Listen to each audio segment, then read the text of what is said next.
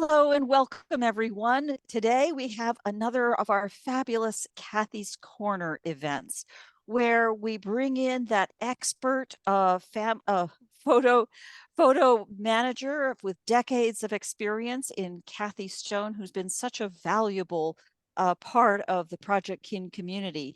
And she shares with us tips and tricks that she's learned while applying her skills to her very own collection, and some guidance for each of us as we're going through our own collections. There's also just a little bit of accountability worked in there just to keep us all going. So with that, let me pause for a moment and defer to you, Kathy, to take over the program. Welcome. Thanks, Barbara, and happy birthday to our Project Kin community.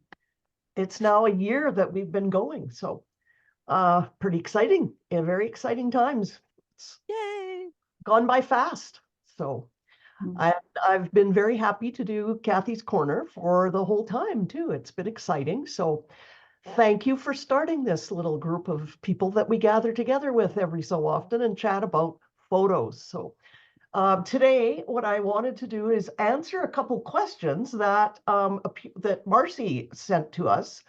And actually, I thought both her questions were so good that they could be the foundation for a presentation today.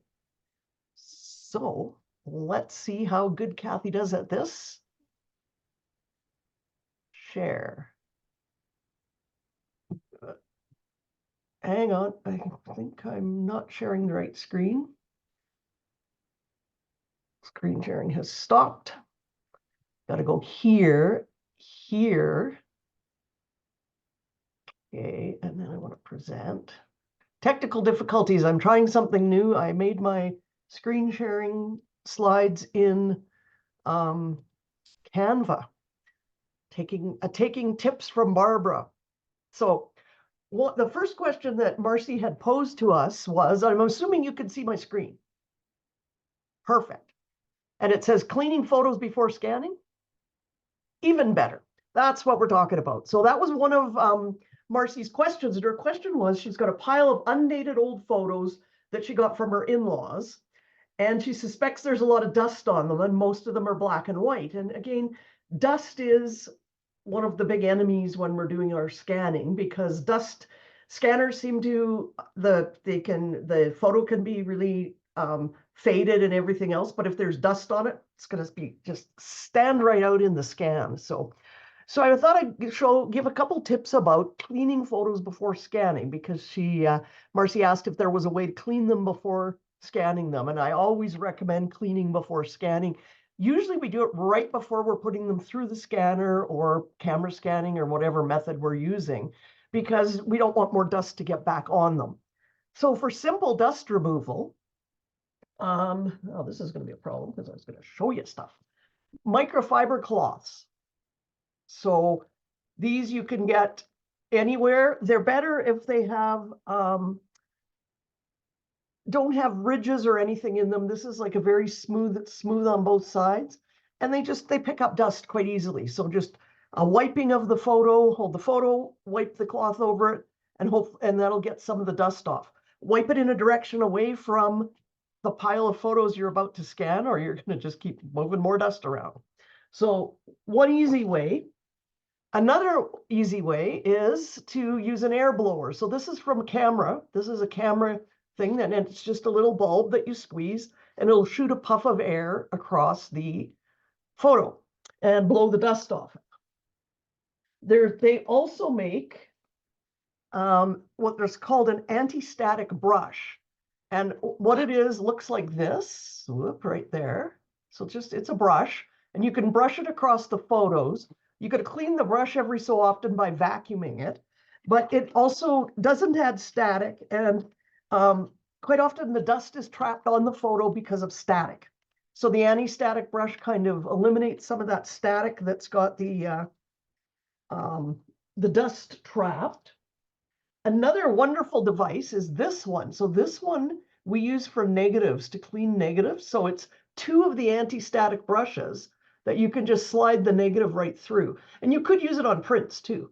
And it has a little magnet on the bottom, so it attaches to the desk by where I'm scanning. The magnetic part is there. And so it doesn't move and you don't have to hold on to it. You can just slide the pictures through. And again, you got to clean the brushes every so often. And then if you have really a lot of photos to clean, and this is what a lot of professionals use, there is a device called an electric duster. And this is what it looks like. And so rather than being a vacuum, it's a dust blower. And it's very useful for more than just photos, but it will blow dust off everything. I'm not going to plug it in because it's really noisy and I don't want to blow away my notes off my desk. So, but this is a DataVac brand, and it comes with all sorts of different attachments. So it's also good. I clean my scanners with it. I clean my computer with it. It just blows all the dust out of everything. Canned air, not good to do with equipment or photos, because canned air has chemicals in it. Yeah, Barbara's holding up the canned air there, because there are chemicals in it and it can sometimes spray fluid. If it's depending on the temperature, you may get a little blast of fluid, which is fine if you're blowing dust off your keyboard, not so good if you're trying to clean off a photo. Sometimes you'll have photos that have either glue on them or they are sticky. Something has got spilt on them. And I'm not going to talk about today water damaged or ones that have gotten wet and that whole mess. That's a topic for a whole session someday. But quickly, there's a couple things. This one is called UnDu, and that's exactly what it is. And it is surprisingly, it is a remover for adhesive, tape, gum, tar, lip balm, grease, and more. And it actually doesn't damage the photos.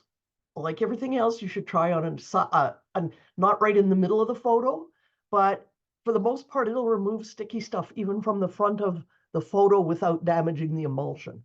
And again, you don't want to press really hard. You don't want to soak the photo in it. I'm not sure. For those of you in Canada, I have a bunch right now, but before, at one point, they wouldn't ship them to Canada from, I think I've got them out off Amazon.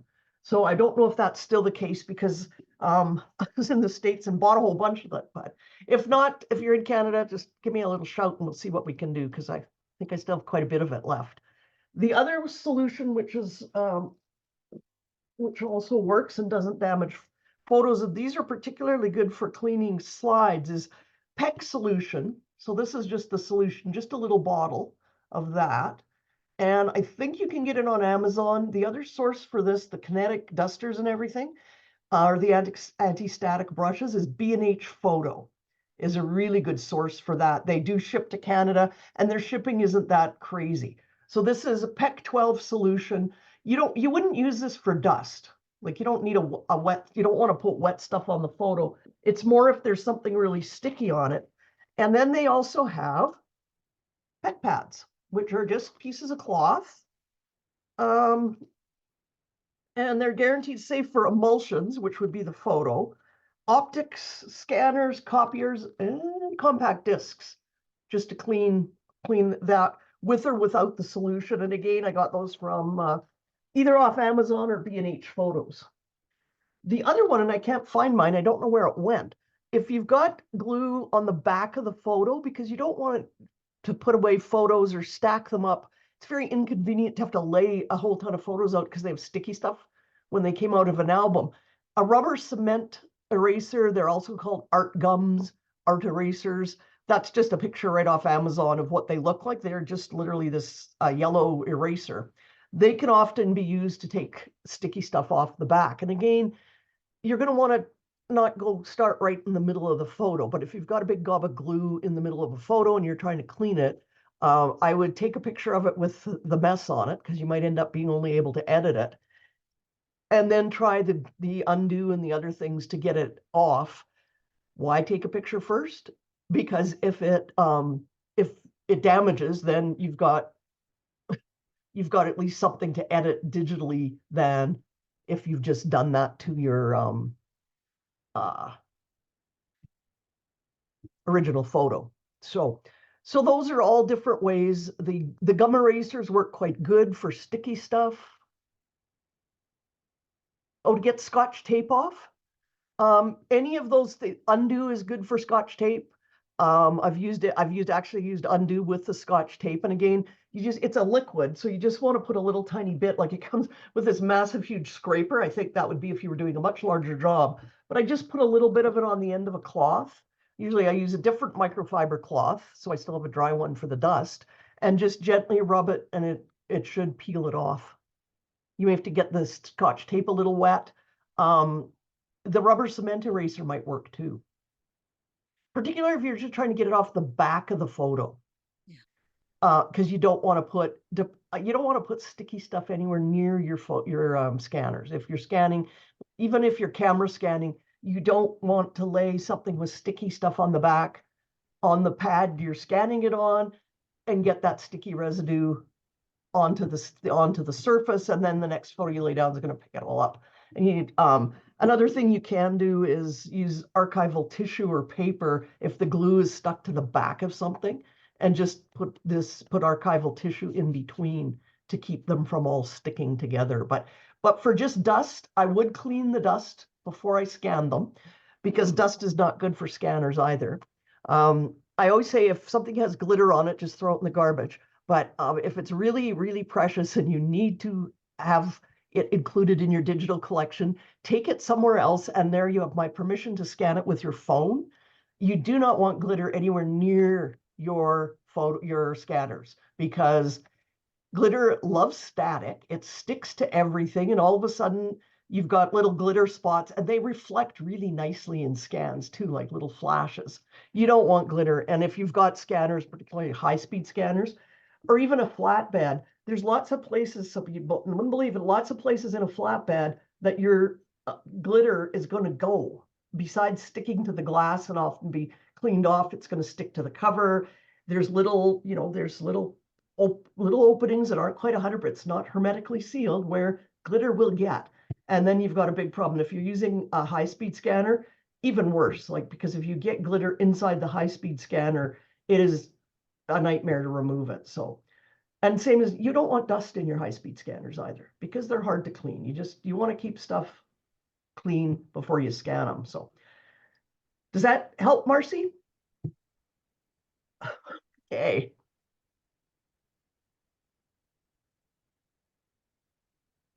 Oh, and then the next question, which I don't think I put on a slide, was you're going to have to ask an in-law about approximate dates. Should you just scan away and sort later? And so my answer to that would be depends. Like my answer to everything, it depends. To me, it would depend on how many you have. Like for me, my family, my heritage photos from 1929, I have 8 photos. I'm scanning them all anyway, so it didn't really need much sorting beforehand. So it would depend on the quantity. If you have a ton of photos, like when I have my entire pile of all my pictures that were from 1996 to 2004, there were thousands. So sorting beforehand, and I knew, which is the next depend thing, is if there's duplicates, because you don't want to scan duplicates, because you're just creating more work for yourself, and also more work after. Like you create more scanning work and then more sorting work, because you have to find and delete the duplicates. So that to me is one of the biggest advantages of sorting beforehand, is to make sure there's not duplicates. And also that there's, well, I guess you could always just scan the front and the back. You can do just sort of a casual sort. Like even if they belong to your in-laws, presume there's still 2 families. There's mother's side and father's side. So you could split them into those batches for scanning, just to have a little bit of sort done beforehand. Are there any, you could do themes. Did somebody was something part of their, we always camped at a certain campground in there. In my husband's family, one of his aunts owned a boarding house. I think now you call them Airbnbs, but back then it was called a boarding house in Cape Cod. And my husband and his brother were always sent there to work in aunt's boarding house for the summer. So there's pictures of that. So that might be, I might throw those all in a big pile, because that all belongs to that side of his mom's side of the family and that particular event or place. So the factors depends on how many. And my other thing that I was throwing in there too, depends on what you prefer. Do you prefer to sort physical things, or do you prefer to sort them on the computer? And that is, if you'd like, if you prefer to be able to see everything scanned and look at it on the computer, then don't sort. I find it harder to sort on the computer, but that's just me, because I end up with too many files and I can't remember where I saw something last. And when they're physically laying in piles, I don't have that same problem. So any other comments on that? You're muted, Anne. That's I always great. do Thank that, you. sorry. Sorry. Kathy, can you mention about cleaning scanners, the best way to go about it? You've mentioned keeping glitter away, but just generally. The same, do I still have them here? For cleaning the glass, say on a flatbed, and I'm not sure, these are called, let me hold them up to wherever the camera is. I can't even pronounce the word. Let me look at it. Brilliant, they're detailers. And they're wet, dry, polishing towelettes for glass, plastic, and hard, shiny surfaces. So you get a wet cloth and a dry one. And where'd that little gray cloth go to? This came out of the kit too, a microfiber cloth. And so you clean the scanner glass first, knocking stuff down, first with the wet one, with the wet cloth, and then polish it with the dry cloth. And then you can also use the microfiber cloth. The air blower is very effective for blowing. And I was quite surprised because I was trying to be so careful. I thought, oh, I have to be really careful. And then I spoke with the fellow that used to do maintenance on my type of high-speed scanner, and he goes, no, he goes, put it right on the opening by the glass and like just use the blower and blow it really hard. Just you're trying to blow the dust out. They also make for scanners for high speed.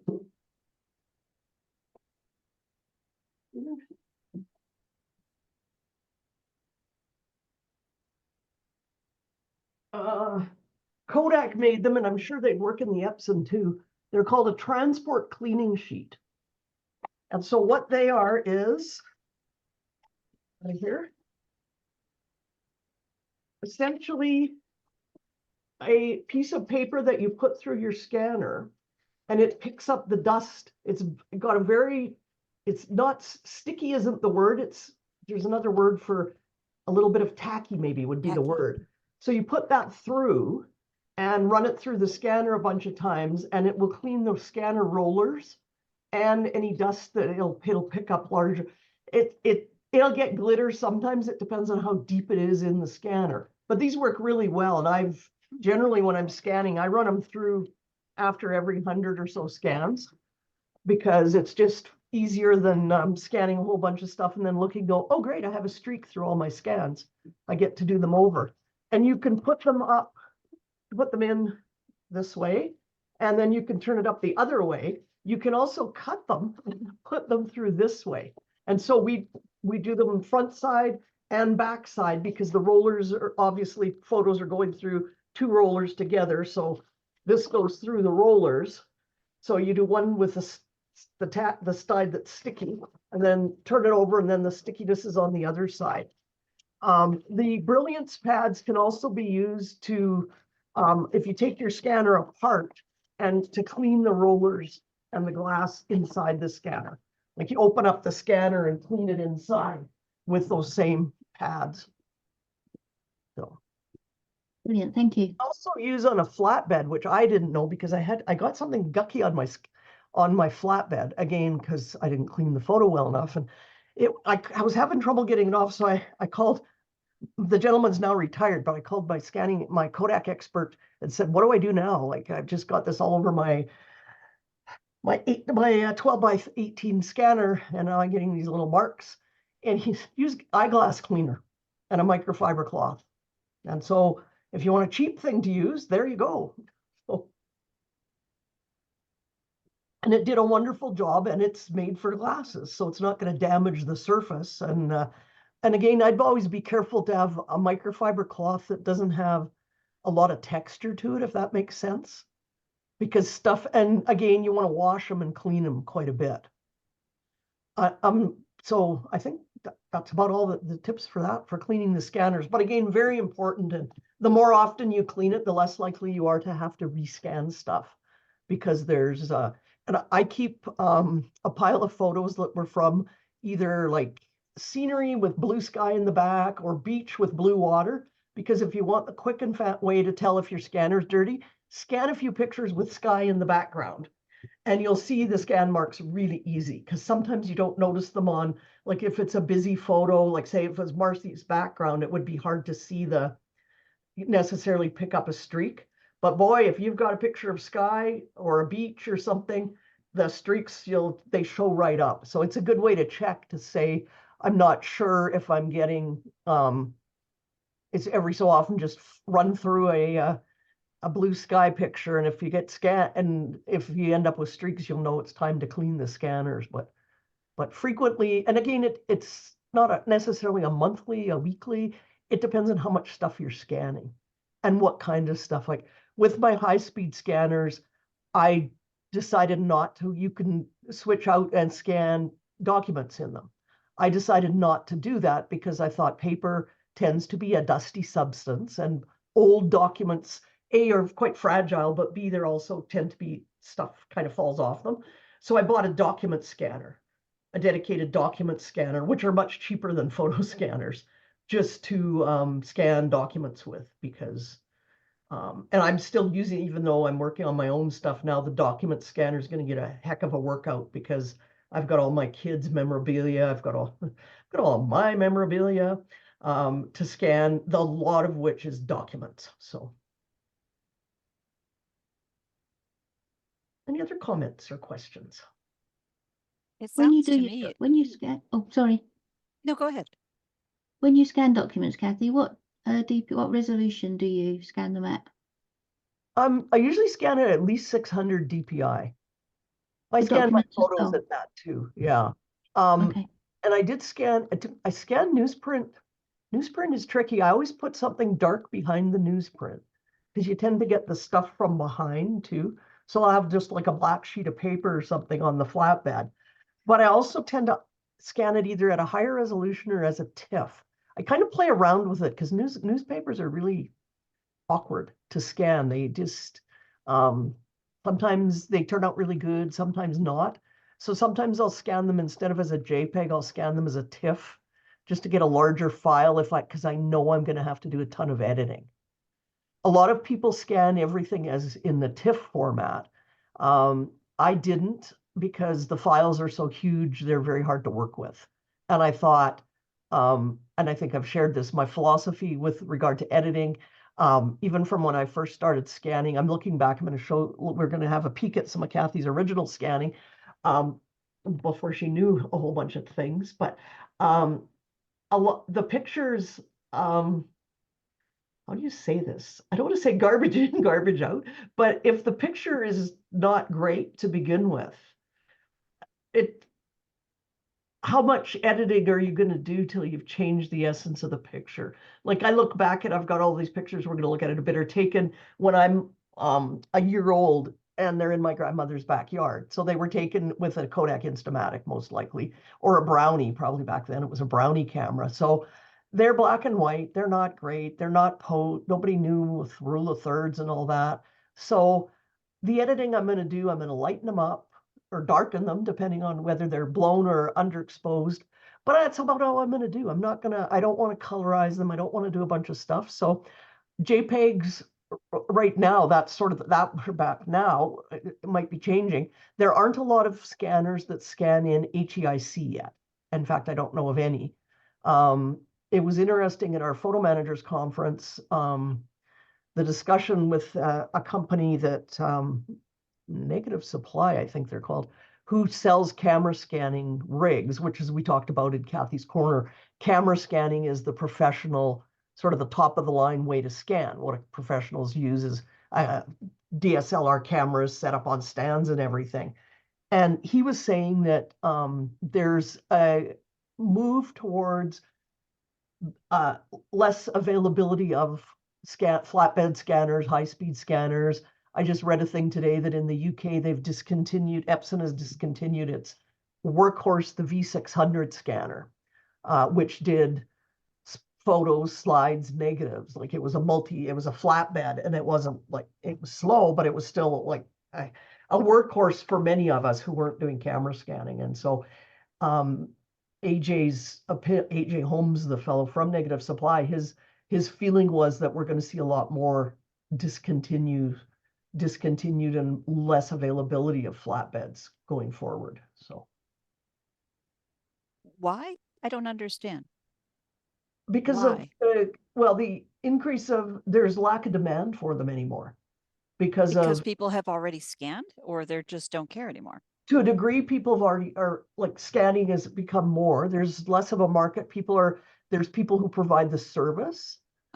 So the desire for home, if professionals are shifting to using cameras instead of dedicated scanners in the professional world, that eliminates another home market.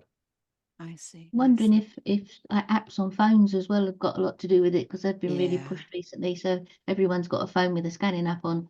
So that Yeah. may be a reason. Yeah. I think that's probably probably a very big reason too, is people are now using their phones to scan.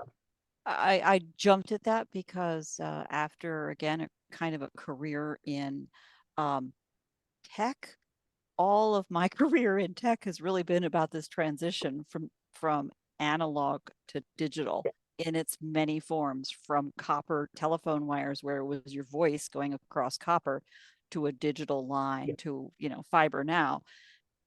And yes, I think that's exactly right. You just hit your early crest is fancy scanners and doing all the stuff at home.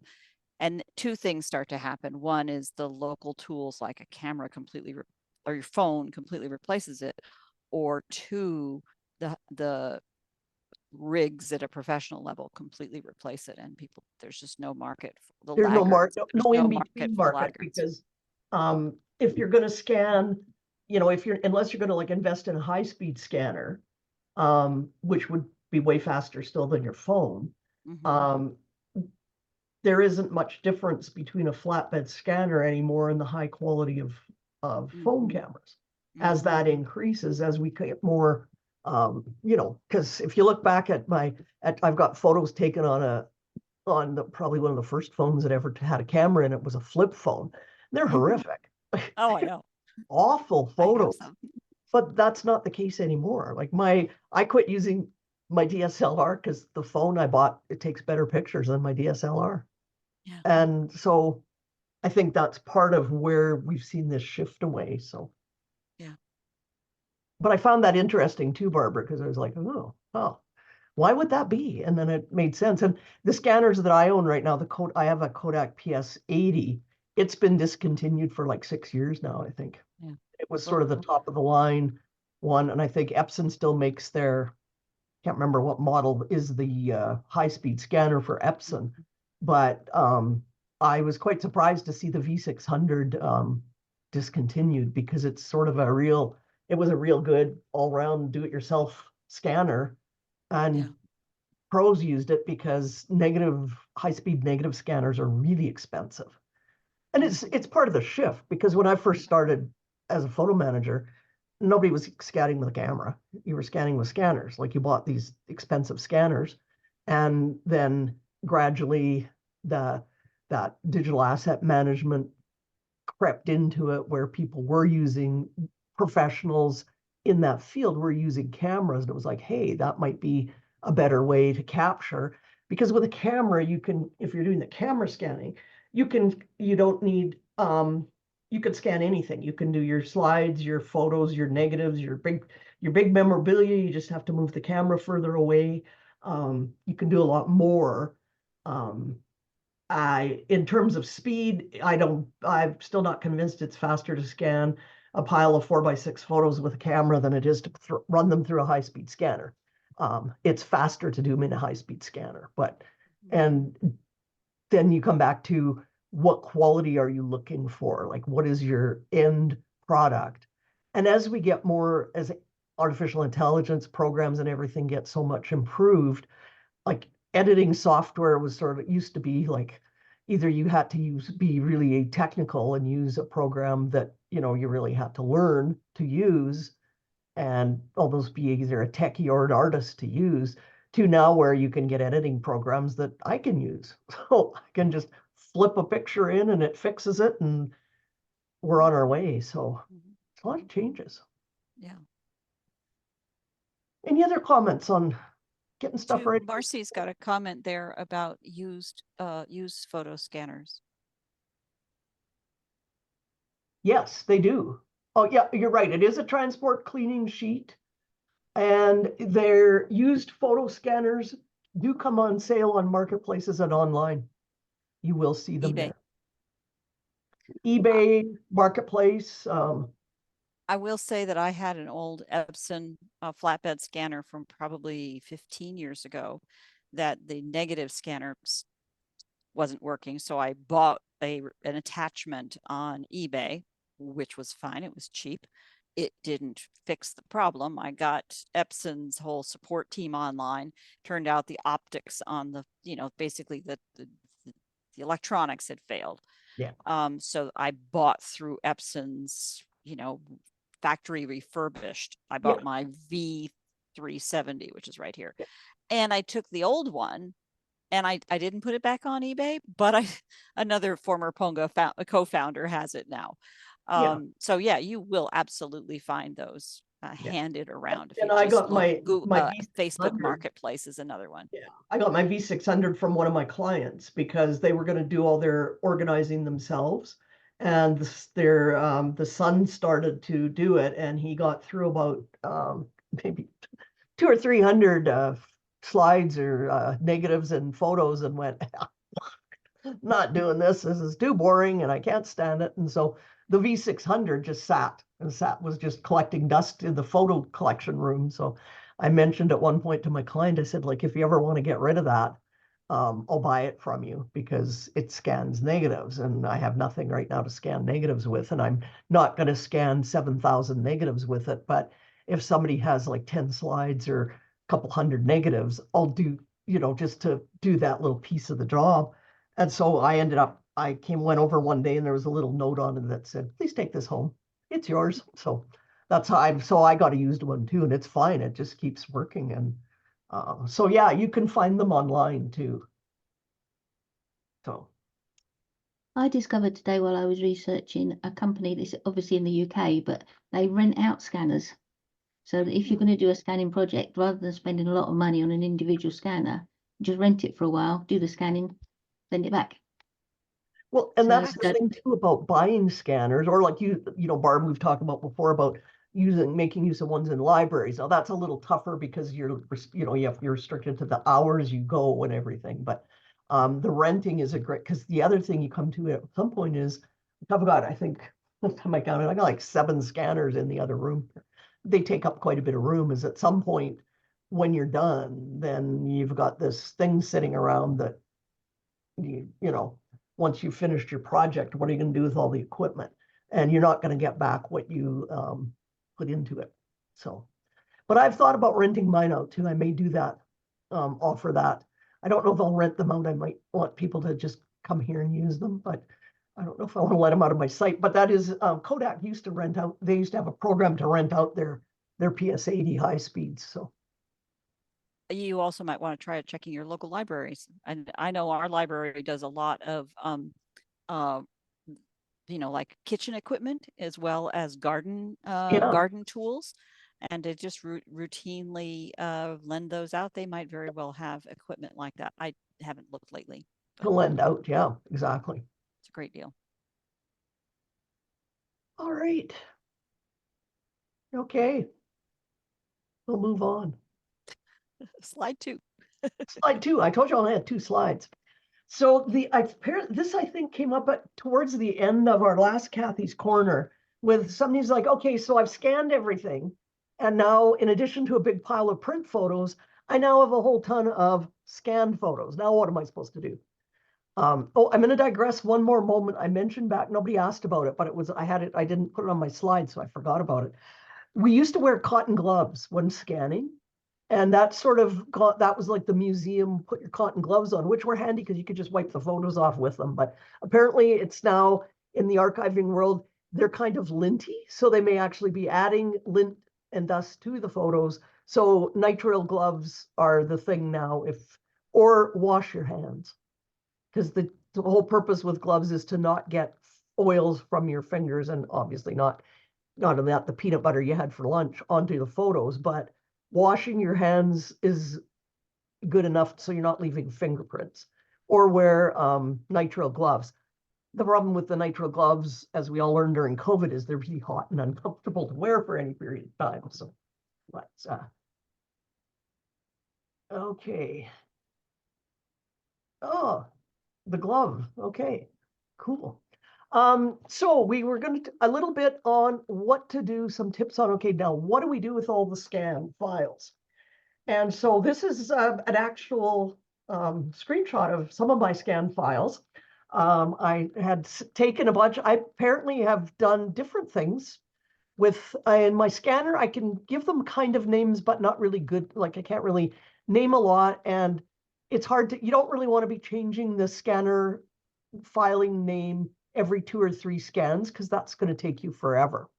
So here's tips on what to do with all this scanning mess. First of all, gather all your scans together, because you'll find out I have scans from different periods in time. I've got scans that my cousin did like back in the 80s, and that I now need to find the originals and rescan them because the file sizes are around 28 kilobytes, because that's what the top of the line, very, very expensive scanner did back in those days.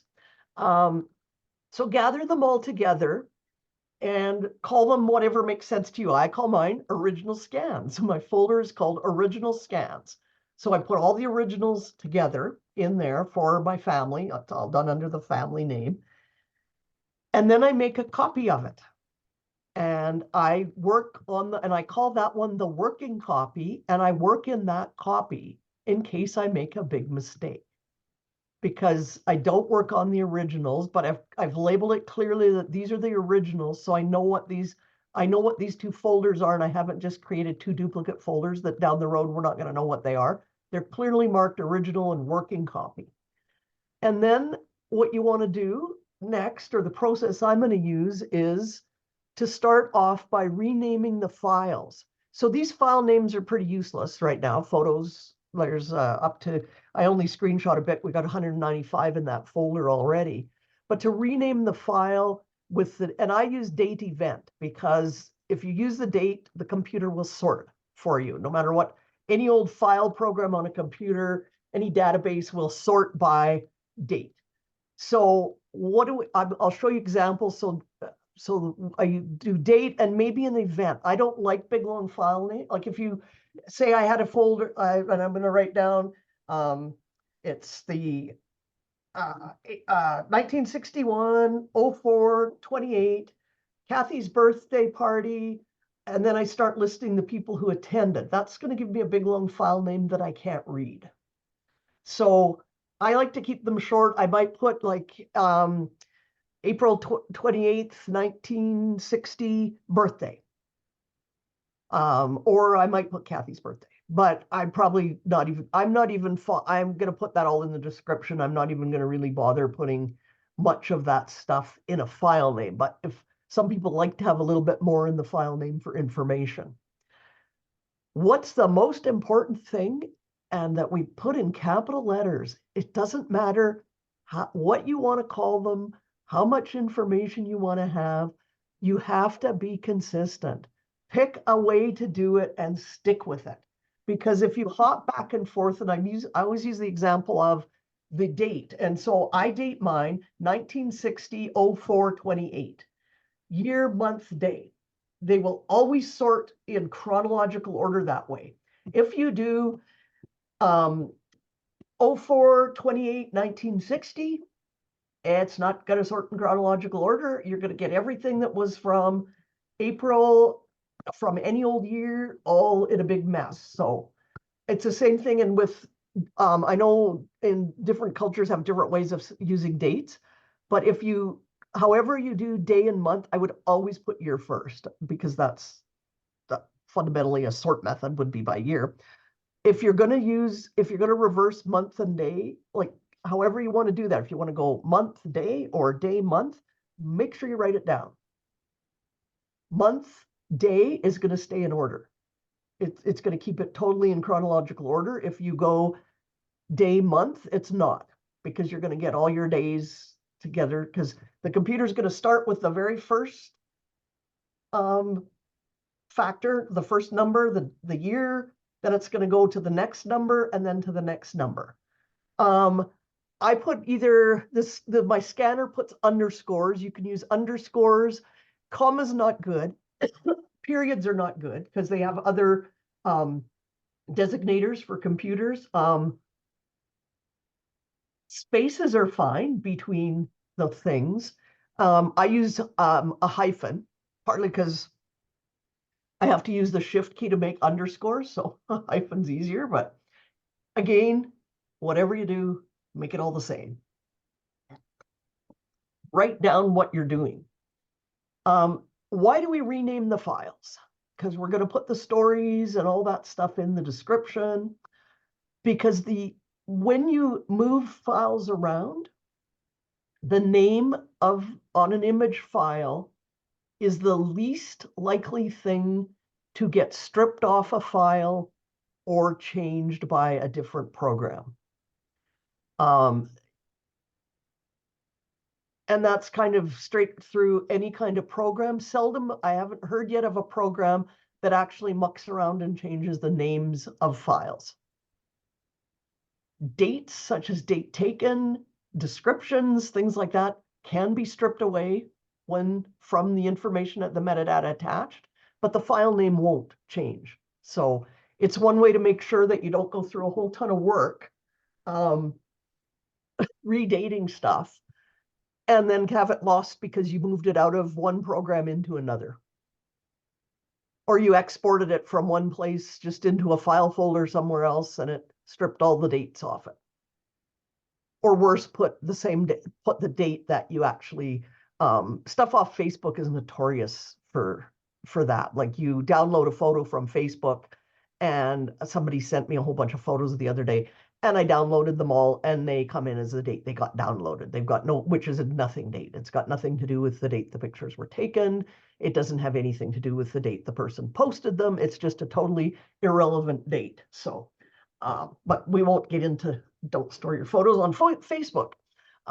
Just a little hint, something that's happened to those of us in the Forever community. Barbara's nodding. I don't know if she's heard about this, but suddenly on Thursday, no, this is today, Thursday, must have been Tuesday. It's about 2 days ago. I started to get notification after notification after notification from Facebook that they had removed my posts because it violated their community standards. And when I got one and it said they'd removed 5, I thought, but it doesn't tell you what the post was. It just says we removed them. So you don't even know what you did. So I'm sort of thinking, so first I'm thinking, is this a scam? And I'm looking around and trying to search it out and figure that out. And throughout the day, I kept getting, I got one message, we removed 49 of your posts from Facebook. We've removed 10, we've removed 1, we've removed. So in the end, I don't know, I think I'm up around 100. I stopped counting after a while. But what it was is something in those good old AI bots at Facebook decided that forever.com was a malicious site, and it removed anything with forever.com that had been shared by the company, by an ambassador, by individuals, people who were sharing their the pages they had designed in our group of scrapbookers. They all got the same notice. So people are going like, what did I do? What did I do? So yeah, you don't want to mess, like Facebook, not a good place. So if you put the dates on in the title, they're going to stay. So that's good. I digressed on the Facebook thing because that's just kind of blew my mind the last 2 days, and it's still not fixed. But because you have to deal with Facebook by asking them to review their decision, and usually they say, no, we think our decision was right. So back to what to do with scans. Okay. Consistency. Just a minute. Yep. I have a question. When you're saying, when I scanned mine, I only did so many pictures in a day of, say, 1 year or whatever. That date came up on the scanner, put the date on mine. Yep. Is that what most of them do? That's exactly what happens because the scanner has no idea when the picture was taken. Yeah. Like Yeah. you're creating a digital file, but the date that will be on everything is the scan date. Yeah. So that's what we have to fix, is that. So if I always tell people, and I do for sure, to rename the file itself, because like photos up to 190, this is meaningless, what I have here. So you might as well put something on it that gives some indication of what it is. You can change the file date in software. I'll go in a minute and show you an example. Okay. Add a keyword. This is up to you, but if you want to identify in your collection what was a digital photo versus what was digitized from a scan, just add scanned as a keyword, or scan from original. Mm. Barb, do you have a question? Yeah.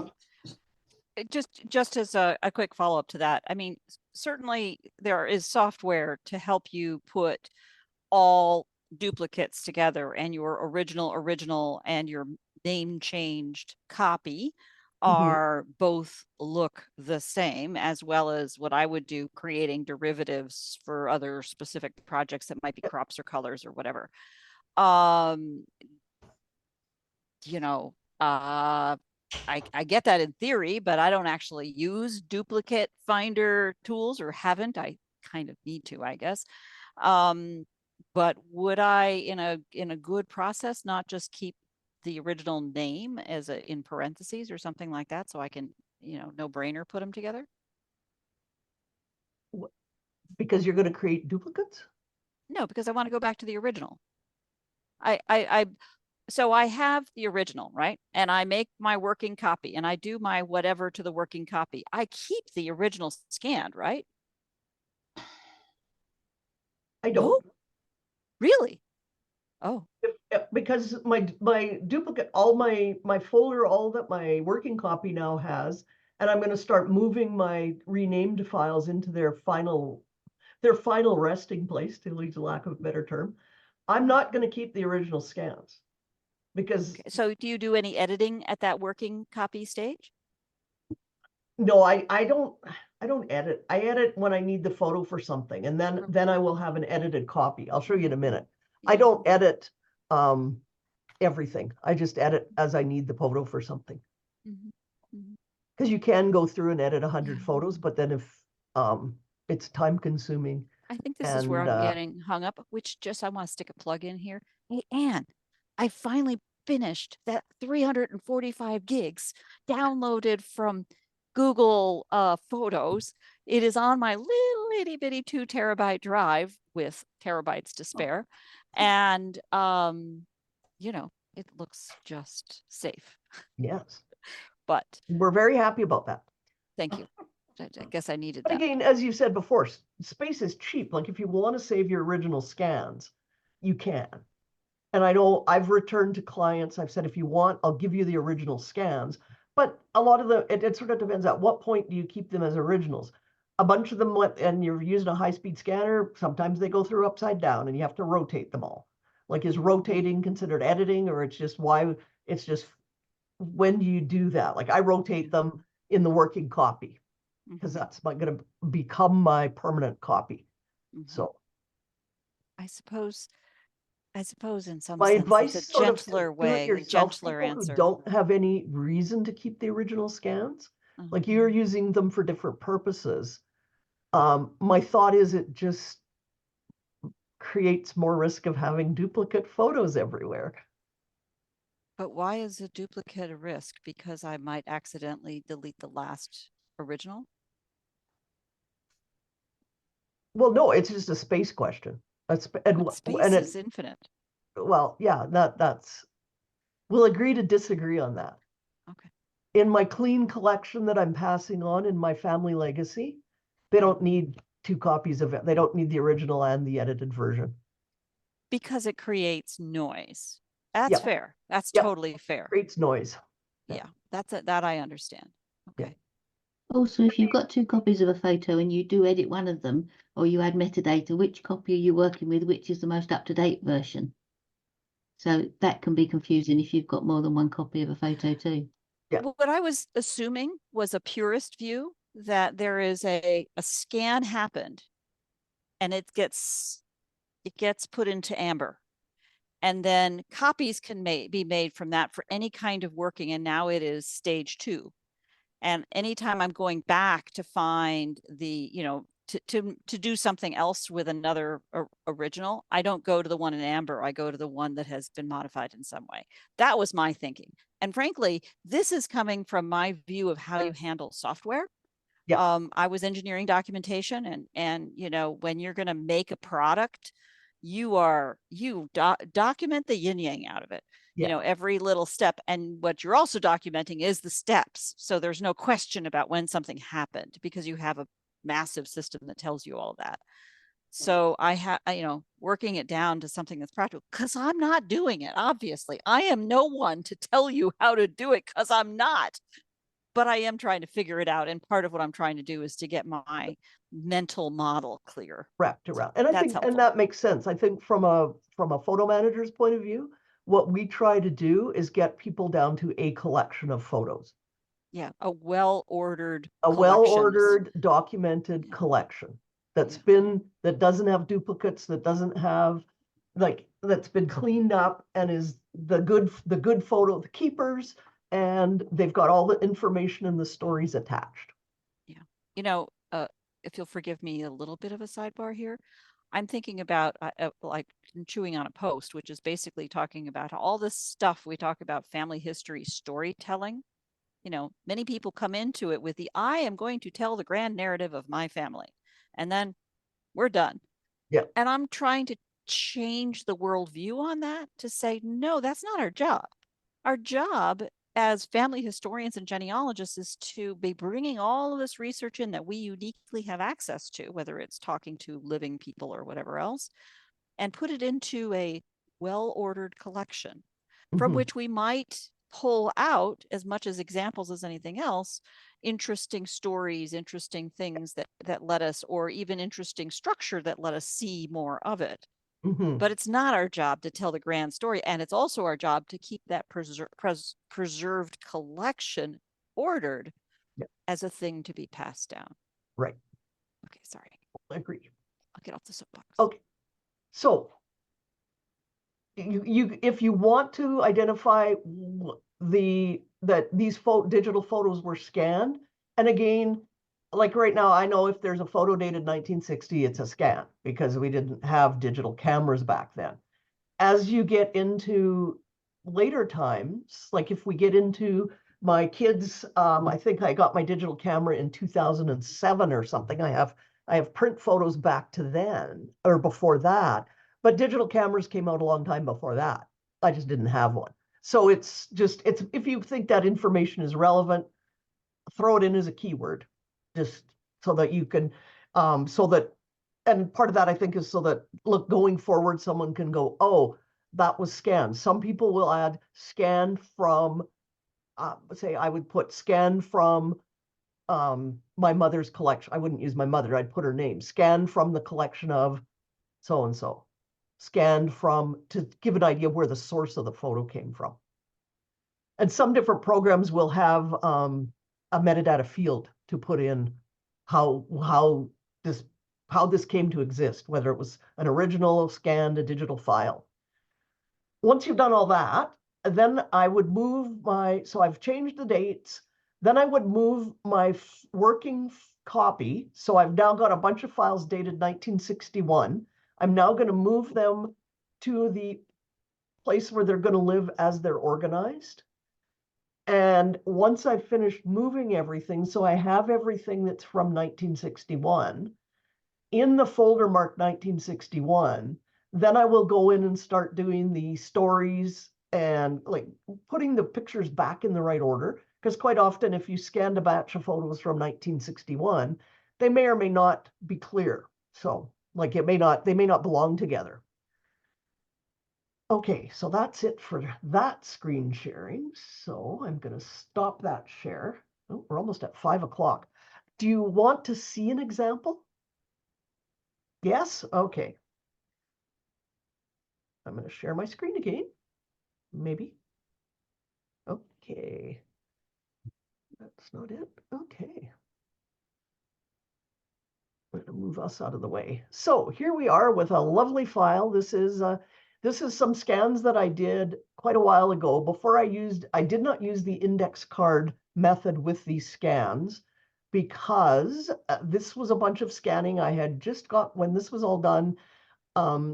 We'd had a death in the family, and I was bringing the family photos, which were in my possession, and my scanners, and what we had done previously with deaths in the family when we were trying to make the memorial slideshows was I'd pull all the pictures out that belonged to that person, and we'd digitize them however, we'd scan them on the flatbed, whatever we had at the time. And I thought, you know what? I'm just going to bring my scanners and I'm going to bring the whole box of old photos and I'm just going to scan them all because all I'm doing is making a mess every time I pull stuff out and put it back in. So I sat there at my cousin's house with all of our old family photos going back to the 40s and scanned them all. So here's, for example, here's the top level working folder. And so as you can see, there's some notes where certain photos, the source, like these are just saying, some of them say what they were, some of them just say, these were all my Aunt Rhoda's photos from that year. I still haven't figured out why 2000 is sitting at the top, but anyway, because it should be down here somewhere, but it's something to do with this. So there's all these different folders. So we're going to look at 1961. And you asked about editing and things. So these are pictures that are in this folder that I've done editing on. And so when I put the final ones together, because this is where I pulled something out for a project. When I put this should be bigger. Extra large, how's that? So these are ones that have been edited and you'll be able to see how bad the originals are once we look at them. So once I go through and get everything sorted, I'm going to put these, the edited version will be the one that gets named. But right now, because I haven't got that far, they're all just sitting in this folder called Vivid because that's the name of the editing software I used. So here are everything that was in this folder marked 1961. And so some of them, you can see, if I do that, you can't see that, right? You can't see the picture blown up because it's on a different screen now. Never mind. But anyway, you can see down the side of the photo. You can see a whole screen of photos, right? Okay. These are the dates that were on the camera developing date. And so these are saying, I think that one says June 61. And so I know that it's before June of 1961 because all these photos were all on the same roll. And I know that this photo, because I can see the edge of the table in there, is from my birthday, which was in 1961. I've had one every year. It was in April. So I know that that's from there. And then I'm going to look. And so this one up here and this, where are we going to go here? And this one here are taken the same day because we're wearing the same outfits. And I'm going to guess that the two with my aunt holding me in a coat and my mom holding me wearing a coat are a different day. So I also know this one where I'm in the high chair. Apparently I was a calm, collected child there. Is my birthday because I can tell from the edge of the table it had party decorations on it. And so you'll see also a whole ton of blanks. I scanned front and back because my scanner will do it. And some of them had stuff written on the back. And rather than separate them into two piles, I just scan them all back and front and then I delete the scan. So that would be one of the things I'd go through first and delete all the backs that didn't have any writing on them. But let's say for this one, because we know the date. So I'm going to go over here and I am going to, and right away it's going to upset me because it's going to be April. And we're going to have to go back a long way. Where do I get the date? 23, can I get that date? Oh, there we go. So we're going to go all the way back here. Ooh, we got to go. This is like the dial spinning thing, hey? So it's going to be April 28th. So that's corrected the date taken. And now because I'm doing this in Windows, I get to use their system. So it isn't going to help me sort because they're using month, day, year. However, if I go up to the top here, and I'm going to hit rename is what I'm looking for, view. Why don't I have a rename file? There it is. I'm going to hit rename, and this is going to become 1961-04-28 and birthday. So now that I've called it that, it's going to move itself right up here. And the next one that I rename that's also part of that same birthday is going to go right after it. So that way they're going to all get put into sequence for the ones that I know what day they were, because there's a bunch more down here. So these are more of my birthday pictures down here. And then I'm going to look at this one and I'm going to go, okay, this is my birthday in April. And this picture, which actually somebody wrote 1961 on the back, this picture of me with Santa, there is no way that is only 6 months later. That picture's in the wrong folder. It is not 1961 because I'm obviously old, quite a bit older. And if I go and look in 1962, which is where I'm moving it to first, I'm going to move it a year later.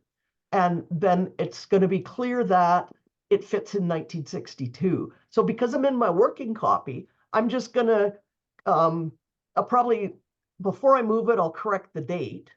And we're going to say, like, there's another good example. Let's rename it and call it 1962. It's December because I'm visiting Santa.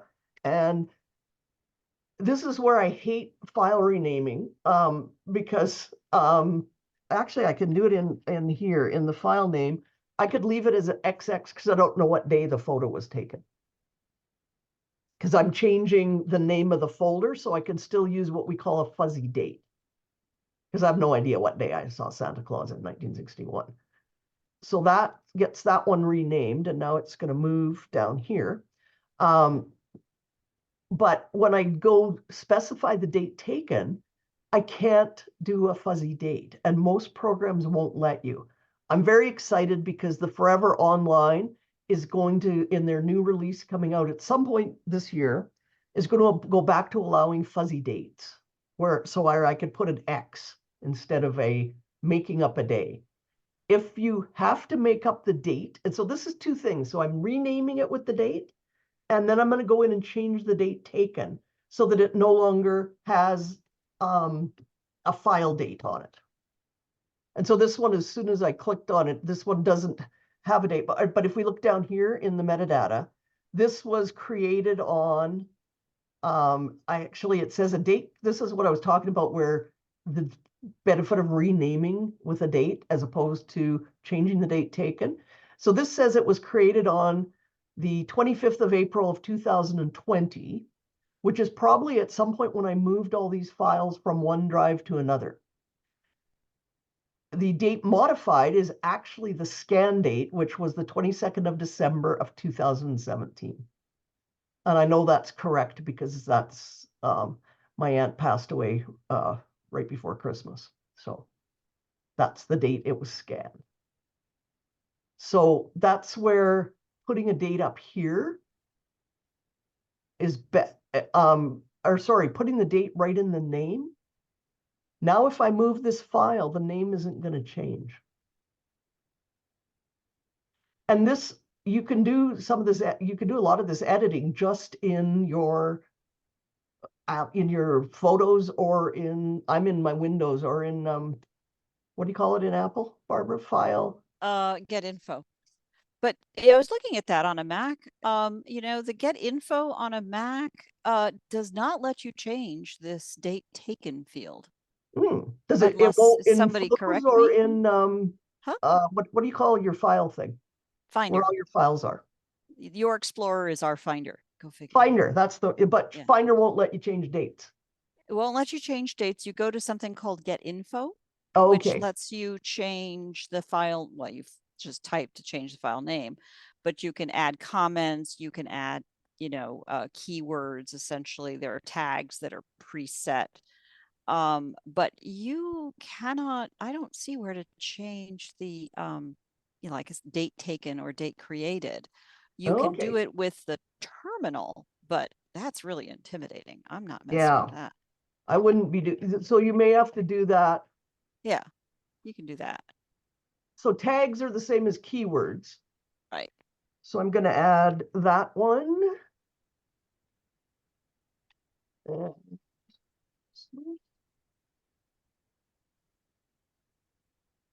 And see, it'll pop up with previous keywords I've used. And that, to me, that would be sufficient. And then I could add in Windows, in the comment section, I could call this the visit with Santa Claus.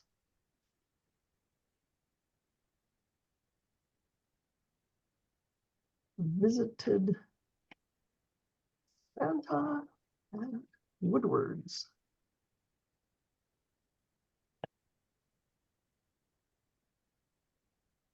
That's a guess, but and then the most important thing when you're doing this in Windows Explorer is to click the save button. Because if you don't click the save button, it's not going to save any of that stuff that I just wrote in there. The file name change will stick, but the rest of that stuff does not stick. So.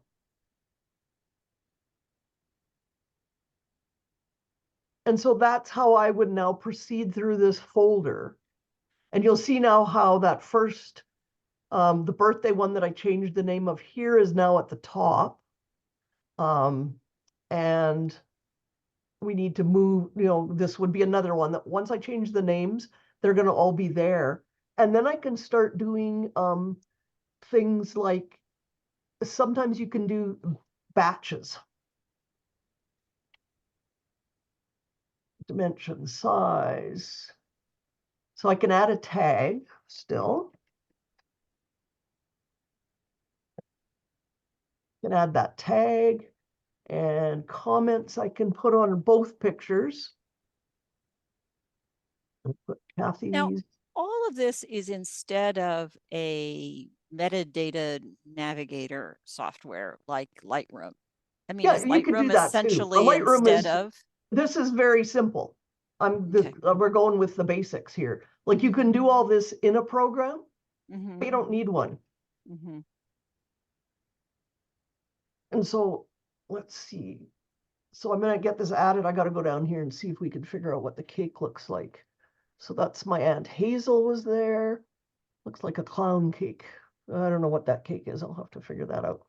So that was Hazel and my cousin Dwight. With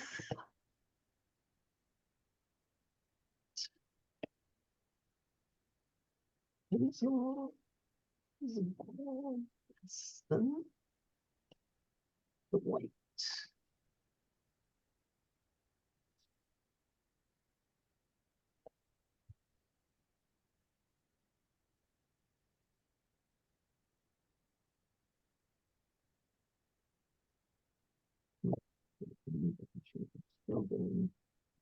Hodgson at that point.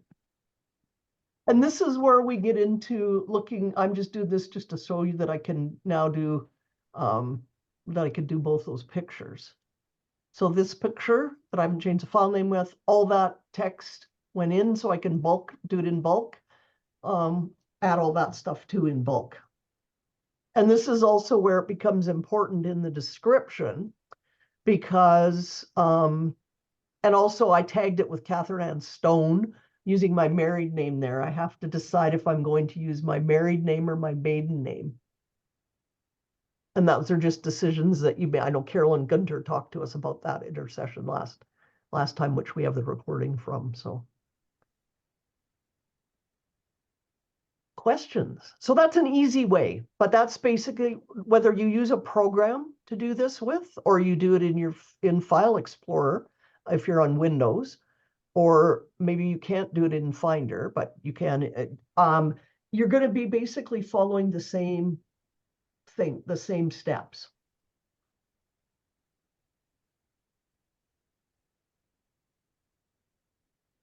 And now if we're using a program, like if we use Lightroom for an example, and this is me, I barely know, I've learned Lightroom, but I would not call myself an expert. A lot of the things you can do in batches as well, like you're not having to do each individual photo. And that's why I would say why I would start with renaming the files. First of all, because I want to get that, that to me is, whenever you find a picture, like some people say, well, I put all my Christmas photos in a folder.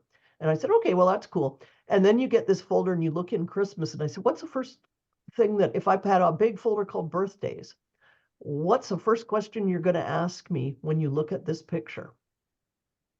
Which birthday? When was it?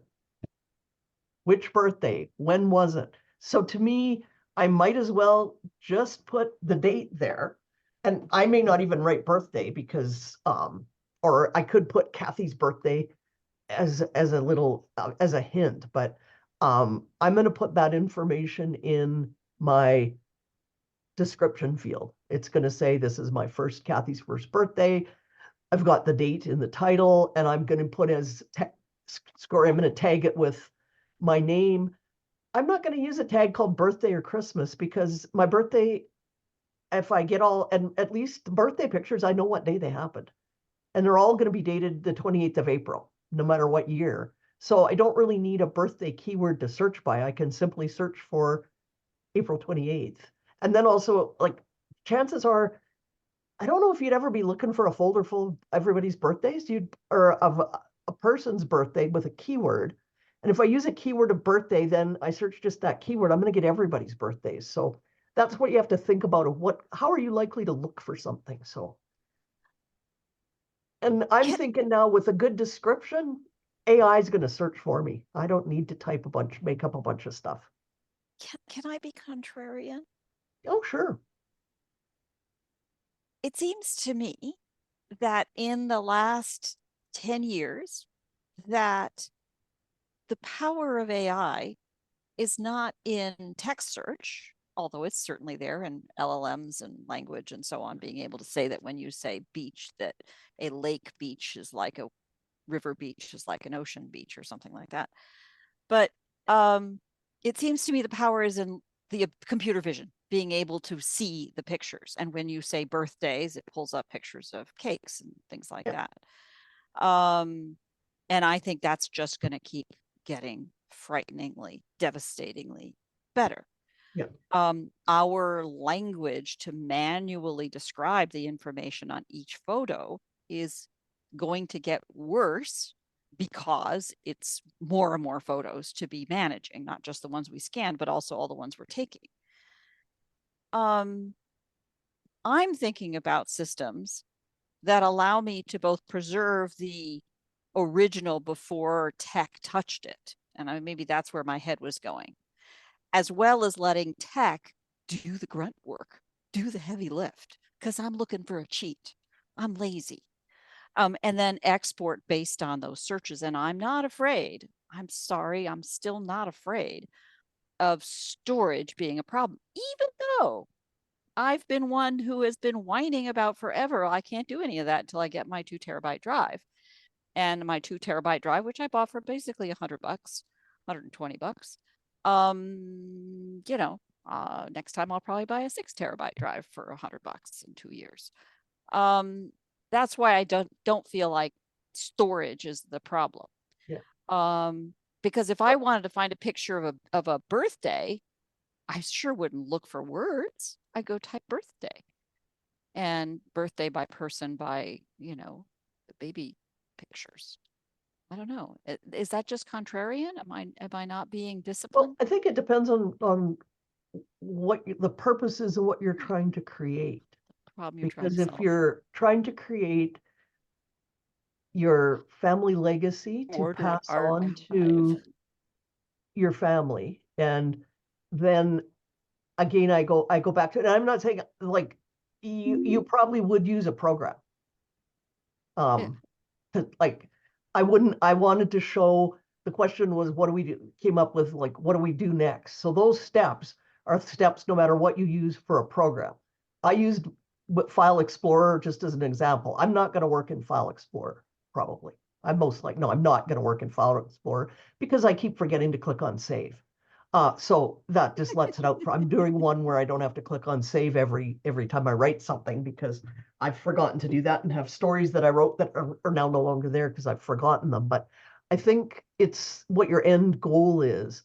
And I will use a program that has facial recognition because you want to do the sorting with like putting things through a big funnel. Mhm. You want to put, before you start working on an individual photo, like I'm not going to start and go photo by photo. Mhm. I'm going to go in batches of photos. So I'm going to look at what can I apply in batches, and I will use a program with facial recognition in it.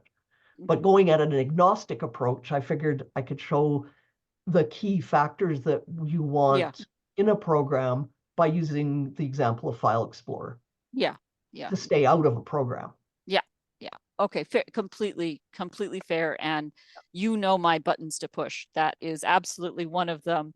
What is the problem you're trying to And I know, solve? and I say, my issue isn't with storage, and it's with what are we keeping? And what are we storing? And yet we can store it, there's unlimited tons of photos, but have we created anything better than all these boxes behind me that aren't, Yeah, to me, the key is we need a way to keep things organized. We don't need, it's like the stuff I'm shredding now of all these I don't need 8 copies of a photo, even in a print form, nor do I need 8 digital copies of it. Because, my direction is with your background and tech and how you worked, I think is slightly different than most people's photo messes that I've seen, because most people's photo messes are, oh, I should back up this. Oh, here's a USB somebody gave me. I'll back that up. Oh, I found this USB on my desk. I wonder if that's backed up. I'll plug it in and back those up. And so that's the mess. That makes just a big and the digital worst mess part that of nobody that wants to inherit either. Yeah. And the worst part of that mess is that you never have the confidence that this picture that you find doesn't already have 47 copies, or does it? So you never know what you're You throwing never away. know. Yeah. And then you run into the danger of, valid. if you're deleting, and duplicate finder programs are getting better. I don't know. I think Anne's probably had experience using them too. They're not perfect. And the more information that you've changed on pictures, the less perfect they are. And I've seen that with the same thing where people have taken digital photos. Just because that's a good way to talk about a collection, and where they've bounced around from program to program and been moved from hither to yon. And so all the dates, that thing that I showed you with dates created, date modified, are all irrelevant now because they could be who knows what. Sometimes they've even got the file names have been changed. Sometimes somebody has copied the original into one backup, and then they've copied thumbnails from some other place, which are your lovely, they're okay if you're looking at them on your computer, but it's like, oh, I want to print that photo. Like, too bad, it's 25 kilobytes. Would you like a postage stamp? So it's that thing of keeping it, I guess it's back to, it's not a simple process, but can we keep it, keeping it as simple as possible so that what we're passing on, which I think is what most of us are working on, or even right now, so I can find a picture so that when it's my mom's birthday in September, I can find a picture right away that I want to post on Facebook, and it's done and edited. Or when I want to, when I'm working on the Storyworth that my kid gave me for Christmas, and I want a picture, because to me, there's no photos without stories aren't very helpful. Stories with no photos, if the photos exist, seem to me to be rather less than helpful too. So I want to be able to find those pictures of, when it's asked, where's your most beautiful place on earth? I was able to find the pictures from my mom and I the first time we went to Hawaii. And that's my most beautiful place on earth that I've ever visited. So yeah, so I know there's pictures, and so I can find them, and that to me is what I want, so that if some point somebody's reading that and go, oh, I wonder, can we go look up more pictures of that trip to Hawaii, because Storyworth is only going to have 2 pictures in it or something. So Linda. Sorry, when I did mine, I think I did all that work before I ever started scanning. Mhm. Like I put everything into the year, well, I did chronologically, right? Yep. And so I tried to just keep, if there was duplicates, just set that aside and just try to keep going with what I was keeping. Yep. And then I would put it in the year and then scan it, sort of thing. Yeah, And- that was the easiest for me. And then I say the file was that whatever date I did it, but then I would give it a name, right? And going forward, Linda, I've done the same thing with all the negatives I've had scanned. Have you? Everything is scanned by date and so the file names already have the date in the file name, because that's the information I gave to have them, because I hired somebody to do my negatives. So Yeah. that's pieces already done. And this other pile of stuff I have is what's already been scanned, but it was a big sort, it was in a big accordion file, and we had those dates became file names, but just some of the pictures had got moved around and everything. So it's what you've done is the best, in my view, is the easiest way to do it, is Yeah. to Well, actually sort and label before you actually For scan. me, it was, and then Yeah. I just gave the there's the files, but I just gave Yeah. them each a name or something for Exactly. And so the information is there. So yeah. We're That way was- over time. I just noticed too, Are and we? it's What is like it? tomorrow already in Scotland. Oh, And You're here a we are trooper, Ann. breaking all rules for keeping all programs exactly 1 hour. It's mind boggling. It's the distortion of summertime, of May long, right? And I guess all we have to do is to say thank you and put Thank this you. recording to bed. Thank you, thank Yeah. you, thank you. Another fabulous Kathy's Corner. And let me turn off the recording, and no one on the recording will ever know what happened in the after party. Here we go.